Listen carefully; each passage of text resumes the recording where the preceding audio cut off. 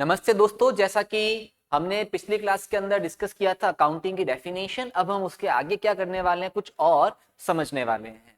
तो देखिए, सबसे पहले हमने क्या जाना है, आपके पास में अकाउंटिंग क्या होता है।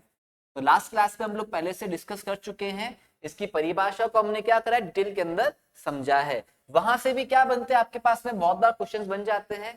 अब अगले जो ज्यादातर क्वेश्चन बनते हैं वो इस नेक्स्ट टॉपिक से हैं। बात क्या आती है भाई, देखो तुमको हिसाब किताब रखना है। अब कोई भी चीज अगर हम करते हैं ना, कोई भी काम अगर हम करते हैं, उसके लिए कुछ क्या होते हैं, नियम कायदे तो होते ही हैं। ये तो सभी को पता है कि बिना नियम कायदे के कोई काम सही से हो ही नहीं सकता। आप लोग कुछ भी करने जाओगे, अगर उसके पीछे अगर आप सही रूल्स को फॉलो करते हुए काम करोगे तो चीजें क्या होती है, सही तरीके से होती है। वैसे ही अगर आपको अकाउंटिंग करनी है या हिसाब किताब रखना है, तो अगर कुछ नियम कायदे फॉलो करके कुछ कॉन्सेप्ट्स या फिर कुछ प्रिंसिपल्स अगर आप फॉलो करके क्या करोगे, हिसाब किताब रखोगे, तो चीजें क्या होंगी, हिसाब किताब भी सही तरीके से रखा जाएगा।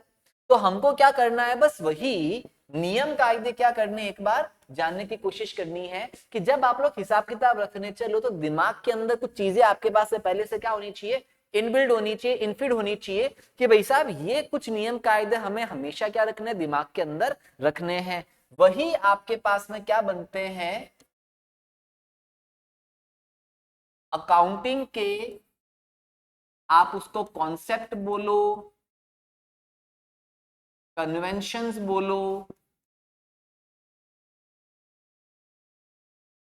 एजम्पशंस बोलो, या फिर प्रिंसिपल्स बोलो, यही चीजें वहां पे बन जाती है। जैसे हम लोग क्या कह सकते हैं, मान्यताएं, अवधारणाएं,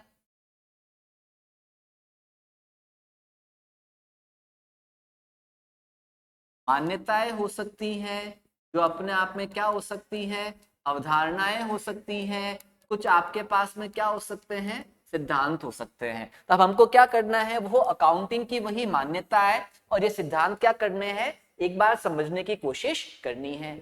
एक बार हम क्या करेंगे, इन सभी मान्यताओं को थोड़ा सा बेसिक बेसिक समझेंगे, कुछ लिटरल कुछ एग्जाम्पल की सहायता से समझने की कोशिश करते हैं। फिर उसके बाद में हम क्या करेंगे, इसको नोट्स के माध्यम से भी वापस से समझेंगे। तो एक बार हम आते हैं नहीं अकाउंटिंग प्रिंसिपल, क्योंकि हमने क्या बोला, अगर ये नियम कायदों को अगर ध्यान में रखकर आप अकाउंटिंग करते हैं तो अकाउंटिंग सही तरीके से आपकी होती है। तो आ जाओ, देखो एक एक करके क्या करते हैं, हम उन नियम कायदों को समझने की कोशिश करते हैं। सबसे पहले एक छोटा सा कॉन्सेप्ट है आपके पास में, जो क्या है आपके पास में, अकाउंटिंग पीरियड कॉन्सेप्ट।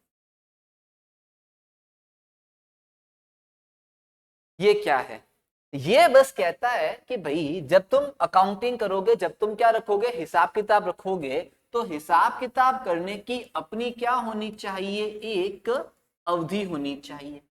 अवधि होने का मतलब क्या है, इसका अपना एक क्या होना चाहिए, पीरियड पहले से आपका डिसाइडेड होना चाहिए। मतलब देखो, अगर तुमको हिसाब किताब रखना है तो हिसाब किताब किनका होता है, लेन देनों का।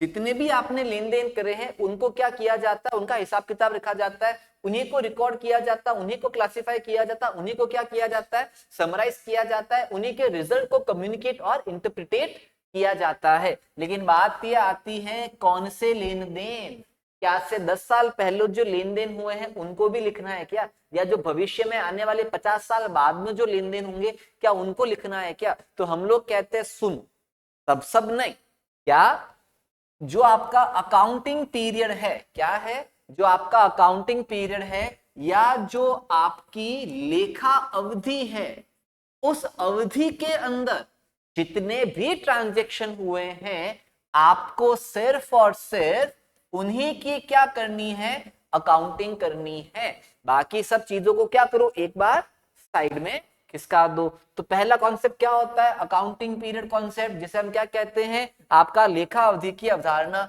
जिसका मतलब ही क्या है कि आपकी जो लेखा अवधि है, ये जो अवधि, ये जो पीरियड है, इस पीरियड में जितने भी लेन देन होते हैं सिर्फ क्या किया जाएगा, उन्हीं का लेखांकन किया जाना चाहिए। क्या बात समझ में आई? अब इसी के साथ में एक आपको एडिशनल पॉइंट भी समझना पड़ेगा थोड़ा सा। एडिशनल पॉइंट क्या है भाई? सबसे पहले सबको पता है वर्ष क्या होता है, बताओ। वर्ष का मतलब क्या होता है? 12 महीने का एक पीरियड, आया ना? अब इसी वर्ष को हम लोग, एक आपके पास में क्या होता है? Calendar year. वर्ष को पता है ना हम लोग क्या बोलते हैं? ईयर भी बोलते हैं। तो ये एक अपने आप में क्या होता है? कैलेंडर ईयर होता है। क्या होता है? Calendar year. तो कैलेंडर ईयर का मतलब क्या होता है? कैलेंडर ईयर का मतलब क्या होता है? 12 महीने का पीरियड जो कब शुरू होता है? 1 जनवरी को शुरू होता है और उसी साल के 31 दिसंबर को क्या हो जाता है? खत्म हो जाता है। इसी को हम लोग क्या बोलते हैं? कैलेंडर ईयर बोलते हैं। जैसे अगर मैं आपके साथ में बात करूं, साल 2023, इस साल का मतलब क्या है? इस साल का मतलब है जो 1 जनवरी 23 से शुरू हुआ और खत्म कब हो जाएगा? 31 दिसंबर 2023 को। ये अपने आप में क्या होता है? कैलेंडर ईयर होता है। अब एक हमारे पास में आता है फिनेंशियल ईयर। क्या आता है? फाइनेंशियल ईयर, या हम जिसे क्या कहेंगे? वित्तीय वर्ष। अब ये नया कॉन्सेप्ट है। ये कैलेंडर ईयर तो हर बच्चा जानता है, हर साल आता है। 1 जनवरी को क्या आता है? न्यू ईयर आता है तुम्हारा, और 31 दिसंबर को क्या हो जाता है? साल खत्म हो जाता है। फिर वापस से अगले साल क्या आती है? 1 जनवरी 24 आएगा, वापस से तुम्हारा क्या हो जाएगा? नया साल। लेकिन जो कॉमर्स वाला है, जो बिजनेस है, हमारे लिए इस साल की, हम इस साल को साल ही नहीं गिनते, ये हमारे लिए फर्जी, कोई मतलब ही नहीं इसका। हमने ज्यादा वैल्यू किसको दे रखी है? इस फाइनेंशियल ईयर को, इस वित्त वर्ष को। क्यों? हमारे लिए सबसे इंपॉर्टेंट क्या है? रोकड़ा। क्या है? रोकड़ा। र से रुपया, और ये रुपया किस में है? इसी फाइनेंस में है। फाइनेंस में क्या है? वित्त डाला नहीं डाला? तो ये हमारे लिए ज्यादा इंपॉर्टेंट क्या है? ये तो हमारा जो वित्तीय वर्ष है वो क्या है? वित्तीय वर्ष का मतलब अगेन क्या है? यही 12 महीने का क्या है आपके पास में? पीरियड है, जो कब शुरू होता है? जो शुरू होता है 1 अप्रैल को। कब शुरू होता है? 1 अप्रैल को। लेकिन खत्म कब होता है? अगले साल की 31 मार्च को। क्या बोला? अगले साल की 31 मार्च को खत्म होने वाला है। जैसे अगर 1 अप्रैल 2023 को ये शुरू हुआ तो खत्म कब होगा?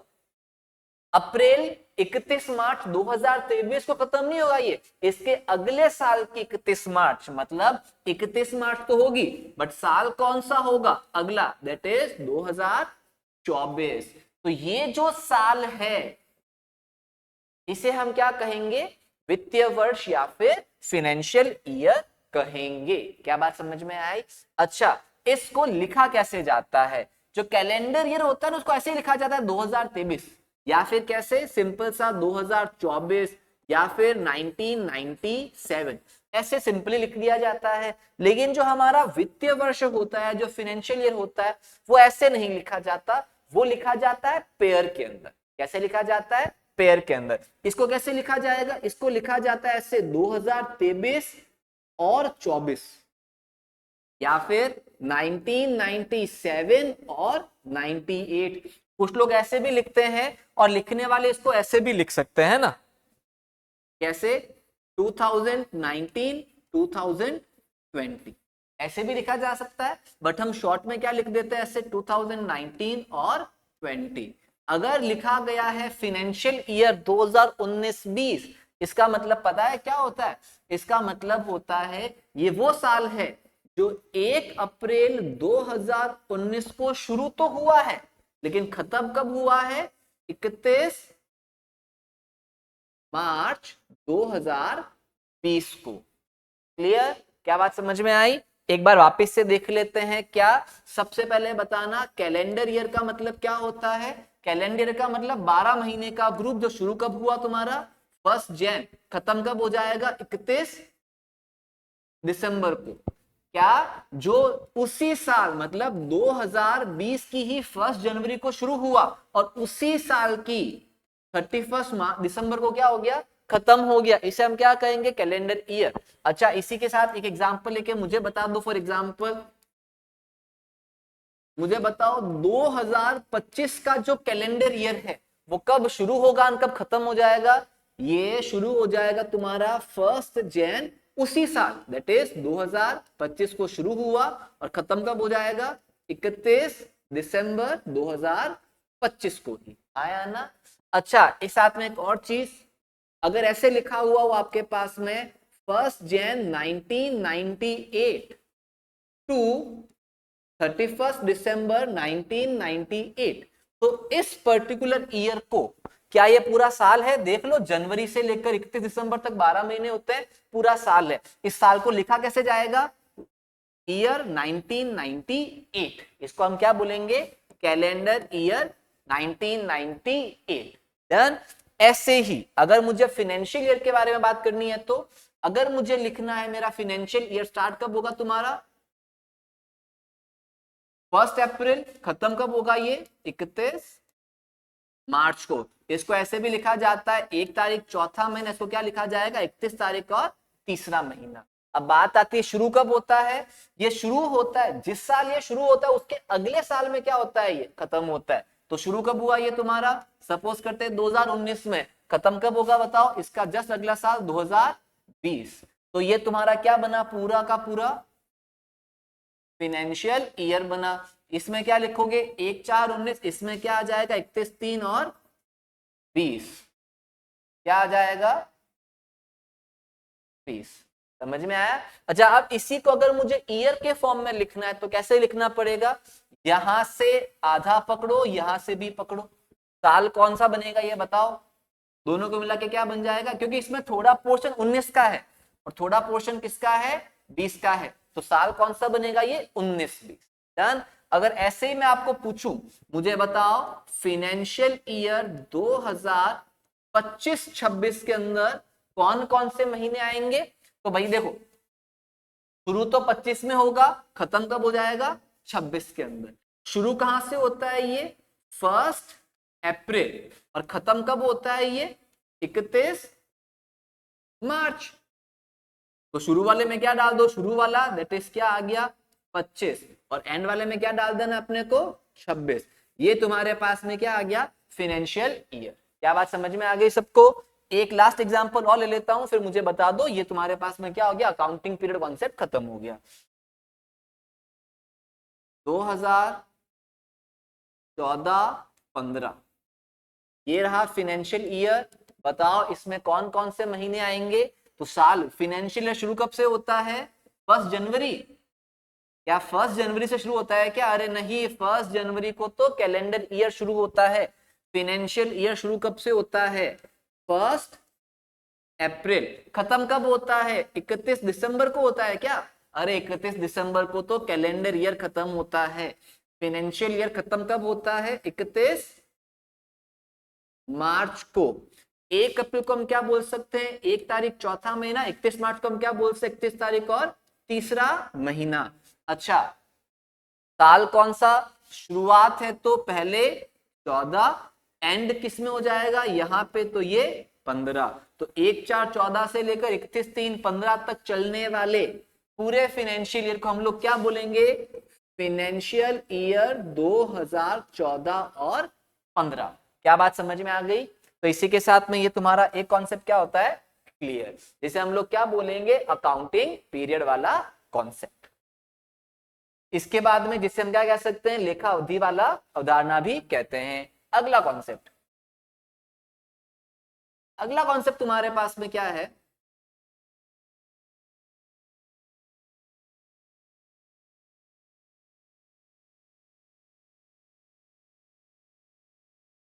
गोइंग कंसर्न का क्या है तुम्हारे पास में एजम्पशन है।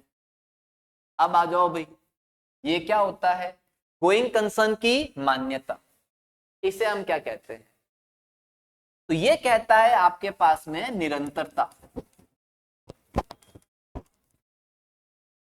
क्या कहता है ये निरंतरता। निरंतरता का मतलब क्या होता है, जो चलता रहे, क्या रहे चलता रहे। अब क्या चलता रहता है भाई, ये मान्यता, ये एजम्पशन कहता है कि जो आपका बिजनेस है ये मान के चलो क्या रहेगा, चलता रहेगा। क्या रहेगा, चलता रहेगा। ये सोच के मत चलना कि आपका बिजनेस क्या हो जाएगा, बंद हो जाएगा, क्योंकि बंद करने की इंटेंशन से तो आज तक किसी ने अपना बिजनेस स्टार्ट नहीं करा। जो जो अपना बिजनेस स्टार्ट करता है किस इंटेंशन से स्टार्ट करता है कि इस बिजनेस को हम क्या करेंगे और लंबा चलाएंगे। तो बंद करने की इंटेंशन से कोई भी अपना बिजनेस स्टार्ट नहीं करता है, ये चीज तो अपने को पता ही है। बस यहाँ पे यही हम भी क्या मान के चलेंगे कि हमारा बिजनेस हमेशा क्या रहेगा, चलता रहेगा। यही अपने आप में क्या है, गोइंग कंसर्न का कॉन्सेप्ट है। ये कॉन्सेप्ट कहता है कि आपका बिजनेस,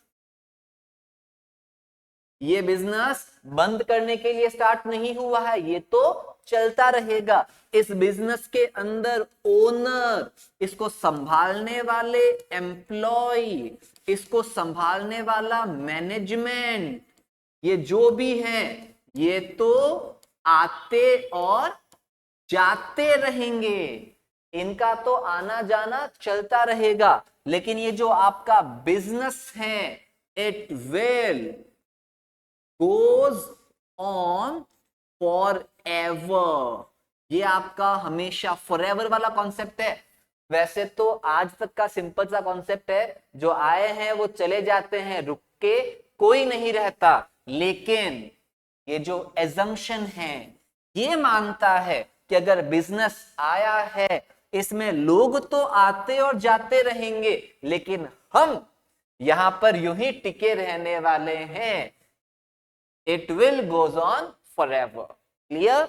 तो देखो गोइंग कंसर्न क्या बोलता है, अगर हमने बिजनेस स्टार्ट करता हमारी इंटेंशन क्या, हमारा मन क्या है, हम तो यहाँ पे टिके रहने वाले भाई साहब, हम लोग ये धंधा बंद नहीं करने वाले। भले ही एम्प्लॉय आए भले चले जाए कोई फर्क नहीं पड़ता, मैनेजमेंट के लोग संभालने वाले लोग आए चले जाए कोई फर्क नहीं पड़ता, ओनर जो है ये भले ही मर जाएगा कोई फर्क नहीं पड़ता, उसके बाद में इसके बच्चे आ जाएंगे, उसके अलावा कोई और पर्सन आ जाएगा संभालने के लिए, लेकिन धंधे का नाम हमेशा चलता रहेगा। हम इस इंटेंशन के साथ में क्या करते हैं, बिजनेस स्टार्ट करते हैं। यही एक वजह है जिसकी वजह से अकाउंटिंग में हम लोग ये मानते हैं अगर हमने कोई चीज खरीदी है तो हम उसको क्या करेंगे, लंबे समय तक चलाएंगे। अगर तुम्हारे पेरेंट्स की ये सोच होती कि हम तो क्या चलने वाले हैं यार, हम तो कितने ही साल जिएंगे, अगर उनका सोच ऐसा होता वो कभी भी एक बड़े बड़े घर नहीं खरीदते, क्योंकि उनको पता है घर है, हम तो कितने साल जिएंगे, 5 साल 10 साल 20 साल 40 साल 50 साल, फिर शरीर तो नश्वर है, फिर तो शरीर खत्म हो जाएगा, फिर इस घर में कौन रहेगा। अरे आप नश्वर हो, आपके बाद में कोई और आ जाएगा, कोई और उस घर में रहेगा, कोई और उस घर के अंदर टुकड़े तोड़ेगा, कोई तो रहेगा ना। फिर तो ऐसे ही वो भी, उनकी भी सोच क्या है, गोइंग कंसर्न की जिंदगी तो चलती ही रहेगी, चलने वाले क्या होंगे, चेंज होते रहेंगे, पर जिंदगी तो चलती ही रहती है। ऐसे ही बिजनेस भी क्या रहेगा, चलता रहेगा, इसको चलाने वाले भले ही बदल जाएंगे लेकिन बिजनेस चलता रहेगा। यही आपका कॉन्सेप्ट क्या है, गोइंग कंसर्न का कॉन्सेप्ट है, जो कहता है बिजनेस चलते रहने वाला है और चलता रहेगा। तो इसी की वजह से आपको कुछ चीजें खरीदनी पड़ेगी जो आपके बिजनेस में लंबे समय तक क्या रहेगी, आपके साथ में रहेगी। जैसे आप सभी लोगों ने देखा होगा कि काफी लोग बिजनेसमैन क्या करते हैं, बड़ी बड़ी बिल्डिंग खरीद लेते हैं, बड़ी बड़ी मशीनें खरीद लेते हैं, उनको नहीं पता होता बिजनेस लंबा चलेगा क्या चलेगा, थोड़ी पता है अपने को, लेकिन फिर भी हम लोग क्या करते हैं, कुछ महंगी चीजें खरीद लेते हैं जो लंबे समय तक हमारे साथ में रहती हैं। क्यों खरीदते हैं, क्योंकि हमारी इंटेंशन क्या थी कि हम लोग क्या करेंगे, गोइंग कंसर्न के बेसिस से बिजनेस को लंबा चलाएंगे। तो हमने क्या करा, अभी आपका ये दूसरा कॉन्सेप्ट भी क्या करा, क्लियर थोड़ा सा करा है। इसके बाद में अगला कॉन्सेप्ट,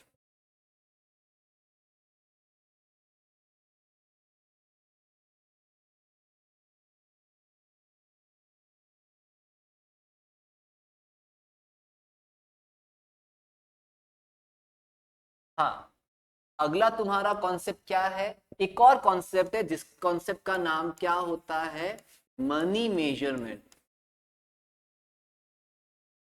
मनी मेजरमेंट बोले या फिर जिसे हम क्या कहते हैं, आपका मुद्रा मापन। ये मुद्रा मापन की भी अलग ही क्या है अवधारणाएं हैं। वैसे तो इसके बारे में हम लोग अपनी पुरानी क्लास के अंदर डिस्कस कर चुके हैं। हमने क्या बोला, बिजनेस के अंदर क्या करना होता है, ये जो भी आपके बीटी, बीटी मतलब क्या, ब्लूटूथ नहीं, बीटी का मतलब क्या, बिजनेस ट्रांजेक्शन।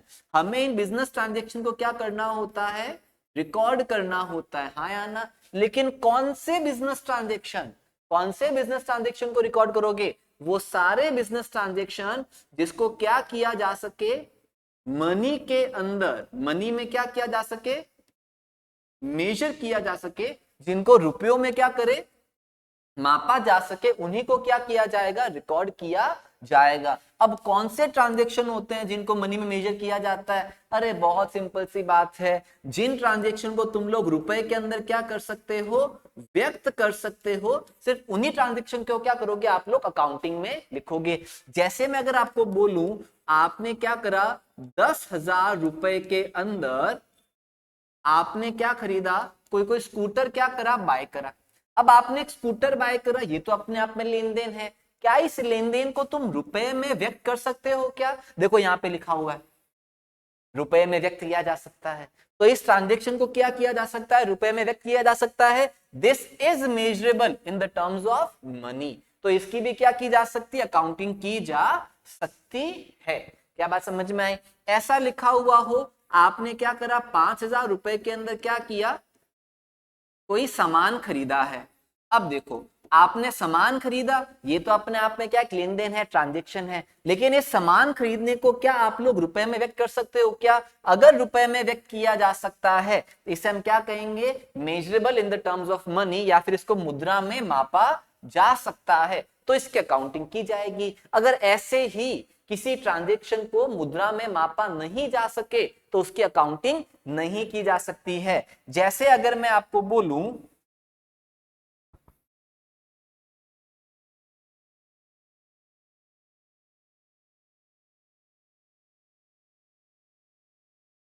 जैसे मैं अगर आपको ये बात कहूं कि, जैसे एक और एग्जांपल लेते हैं, सबसे पहले तो ये लो कि आपने क्या करा है, 10,000 रुपए की आपने क्या करी है, सैलरी पे की है, सैलरी पे करी।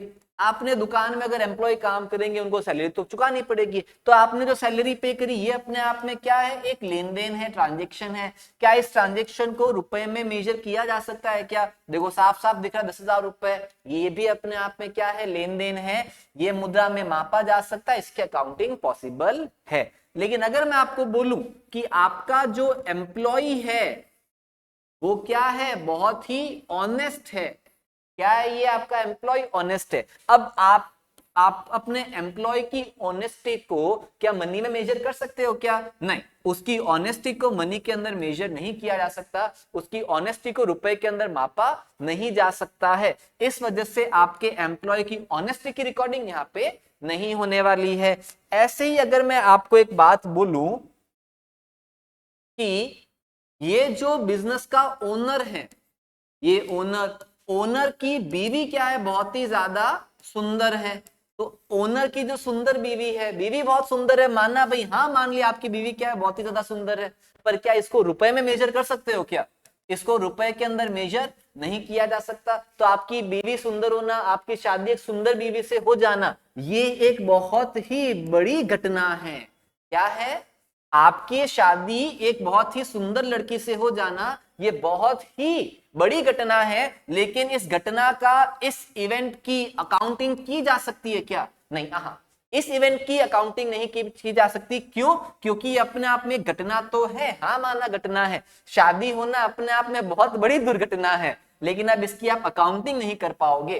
क्यों, क्योंकि हमने क्या बोला, आपकी शादी एक सुंदर लड़की से हुई, इसकी अकाउंटिंग नहीं की जा सकती है। लेकिन क्यों क्यों नहीं की जा सकती, क्योंकि अगर मैं कहूं क्या, शादी क्या हुई है, सुंदर लड़की से हुई है, अब इसको कैसे मनी के अंदर मेजर करोगे, इसको तो रुपए के अंदर मेजर किया ही नहीं जा सकता, क्योंकि सुंदर लड़की से शादी होना, यहाँ पे कहां रुपए की बात हो रही है, कैसे बताओगे कितने, क्या ऐसे बोल सकते हैं कि 10 लाख रुपए की सुंदर लड़की थी, ऐसे नहीं बोल पाएंगे ना। लेकिन अगर मैं ये बोलूं कि जब आपकी शादी हुई, शादी के ऊपर क्या किया गया, 1 लाख रुपया खर्च किया गया, अब पता चल गया क्या कि जब आपकी शादी एक सुंदर लड़की से हुई उस समय आपकी शादी पर लाख रुपए खर्च किए गए। अब यहाँ पर बात क्या हो रही है, क्या इन लाख रुपयों को मनी के अंदर, इस ट्रांजेक्शन को मनी के अंदर मेजर किया जा सकता है क्या? हाँ किया जा सकता है।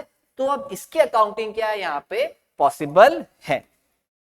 ऐसे में बोल देता हूं, जैसे जोक सपाट की बात करते हैं यहाँ पे, सिंपल सी बात है, क्या बोला कि आपकी, वापिस से क्या बोल दिया मैंने, आपकी गर्लफ्रेंड क्या है, बहुत ही सुंदर है, ये लो। अब गर्लफ्रेंड सुंदर होने से क्या होता है, इसकी अकाउंटिंग अगेन वापस से क्या है, पॉसिबल नहीं है। लेकिन अगर मैं एक बात बोलूं, उसको सुंदर दिखाने के लिए, क्या दिखाने के लिए, सुंदर दिखाने के लिए तुमने क्या करे हैं, 10,000 रुपए क्या करे हैं, खर्च करे हैं उसके पार्लर के ऊपर। तो ये जो 10,000 रुपए का जो खर्चा है, क्या इसको मनी में मेजर किया जा सकता है? हाँ किया जा सकता है। तो ये जो 10,000 रुपए का आपने खर्चा करा, इसकी अकाउंटिंग क्या है, पॉसिबल है, इसकी अकाउंटिंग की जाएगी। क्या समझ में आ गया, what is the concept of money measurement? अब देखो, ये तो हमने क्या लिया, ऐसे ही समझने के हिसाब से करा है। अब ऐसा नहीं होता कि गर्लफ्रेंड सुंदर होना, ये होना, इन सब की अकाउंटिंग हम लोग नहीं करते हैं, डोंट वरी। हाँ, अकाउंटिंग कैसे, बिजनेस में ऐसी और भी बहुत सारी चीजें होती है, ऐसी बहुत सारी घटनाएं होती है जिनको रुपयों में व्यक्त नहीं किया जा सकता है। तो जिनको रुपयों में व्यक्त किया जा सकता है उनकी अकाउंटिंग होती है, जिनको रुपए में व्यक्त नहीं किया जा सकता उनकी अकाउंटिंग नहीं की जा सकती है, ठीक है ना। अगला कॉन्सेप्ट, अगला कॉन्सेप्ट है आपके पास में क्या, सेपरेट एंटिटी कॉन्सेप्ट। क्या है, सेपरेट एंटिटी कॉन्सेप्ट। अब ये कॉन्सेप्ट क्या होता है, इस कॉन्सेप्ट का मतलब है आपके पास में, हिंदी में इसको हम कहते हैं पृथक अस्तित्व की अवधारणा। क्या कॉन्सेप्ट है यहाँ पे, पृथक अस्तित्व की अवधारणा। अब ये क्या है भाई साहब, पृथक अस्तित्व, भाई इसका मतलब है सेपरेट एंटिटी।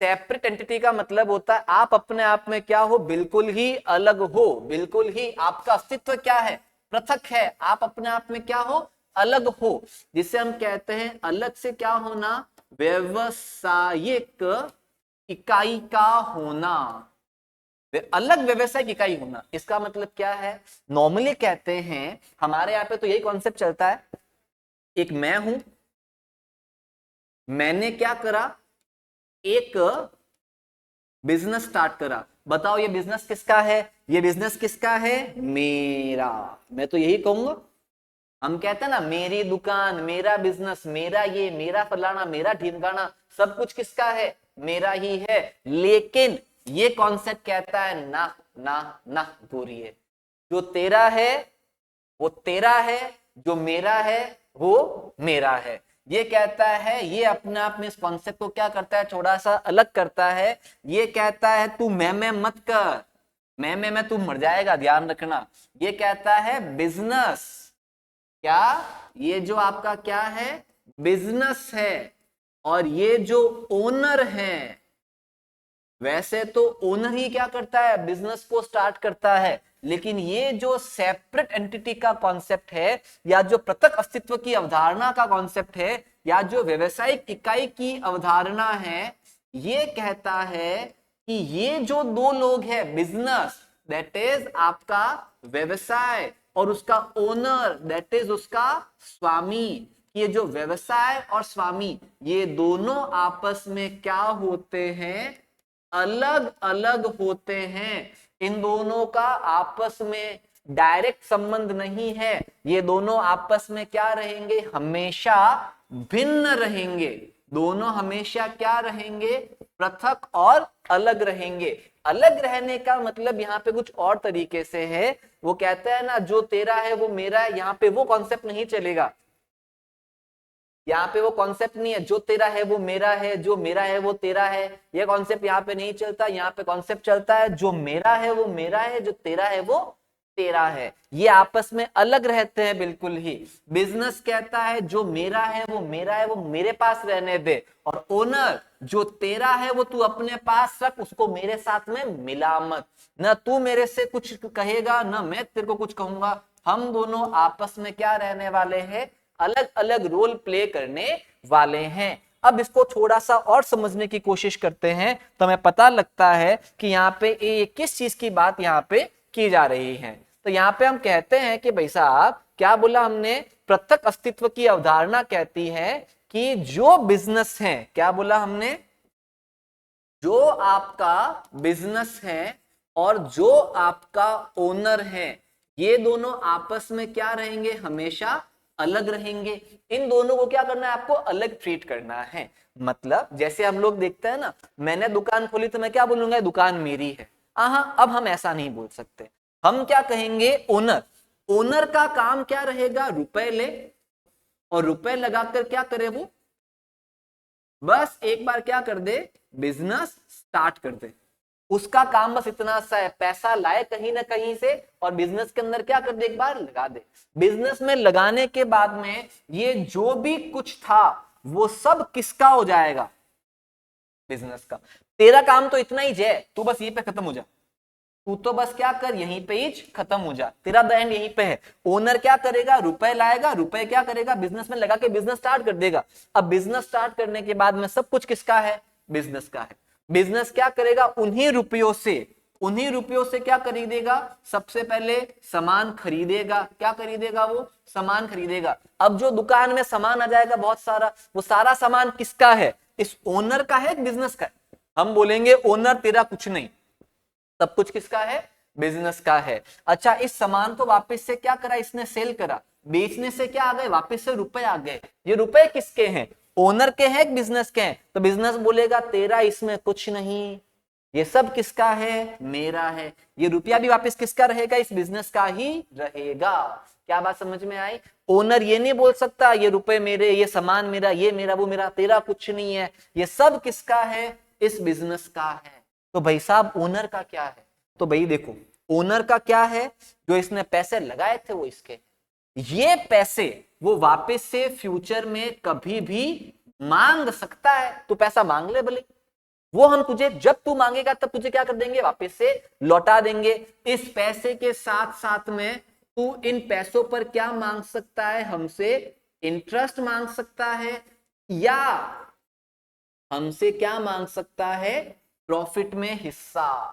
ये ओनर का इतना सा काम है। ओनर क्या करे, धंधे के अंदर पैसा लगाए, पैसा लगाने के बाद में धंधे को संभालने आ जाए और संभालने के बदले अपना क्या ले जाए, प्रॉफिट ले जाए। बस ओनर तेरा काम इतना ही है, बाकी सारा काम किसका रहेगा, बिजनेस का रहेगा। बिजनेस अपने आप ही सब कुछ देखेगा। अब बात कॉमन सेंस वाली बात है, बिजनेस अपने आप तो क्या ही देखेगा, बिजनेस तो क्या है, दुकान है, और दुकान अपने आप में क्या है, नॉन लिविंग पर्सन है। नॉन लिविंग इंसान क्या क्या कर लेगा, वो खुद तो कुछ कर नहीं सकता, तो उसके बिहाफ पे सारा काम करता कौन है, ये ओनर ही करता है। क्या करता है, ये ओनर ही उसके बिहाफ पे सारा का सारा काम संभालता है, और इसी काम संभालने के बदले में वो क्या लेके जाता है, ये प्रॉफिट में भागीदारी लेके जाता है।